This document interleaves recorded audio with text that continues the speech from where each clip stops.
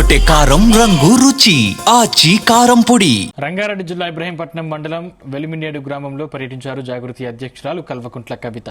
వెలిమినేడు గ్రామంలో ఏరోస్పేస్ లో కోల్పోయిన భూ నిర్వాసితులకు పరిహారం వెంటనే ఇవ్వాలని, ఉద్యోగ ఉపాధి అవకాశాలు కల్పించాలని ప్రభుత్వాన్ని కోరారు.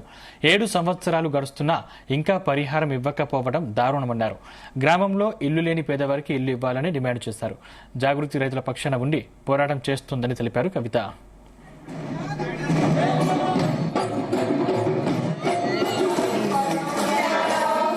రైతులకు ప్రభుత్వం పక్షాన ఇదివరకు ల్యాండ్ అక్విజిషన్ జరిగినప్పుడు అందరికి ఇవ్వాల్సినంత కాంపెన్సేషన్ ఇవ్వలేదని ఒక కంప్లైంట్ ఉన్నది.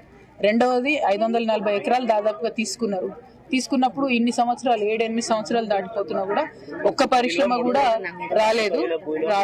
భూమి విలువ ఇప్పుడు చాలా పెరిగింది. అప్పుడు ఇచ్చినప్పుడు భూమికి చాలా తక్కువ ప్రైస్ ఇచ్చి తీసుకున్నారు. సరే, తీసుకుంటే కనీసం కంపెనీ వస్తే ఉద్యోగాలు వస్తాయి, ఏరియా డెవలప్ అవుతుంది అనిపిస్తుండే. అది కూడా లేదు. ఇక అసలే భూమిలో ఉన్న వాళ్ళకైతే ఎంట్రీ కూడా లేదు. సో ఈ ఊర్లో కంపెనీ వచ్చినప్పుడు కనీసం స్థానికులకు ఎంతో కొంత న్యాయం జరగాలనే డిమాండ్ ఉంది. దానికోసం జాగృతి ఫ్యూచర్ లో కూడా పోరాటం చేస్తుంది.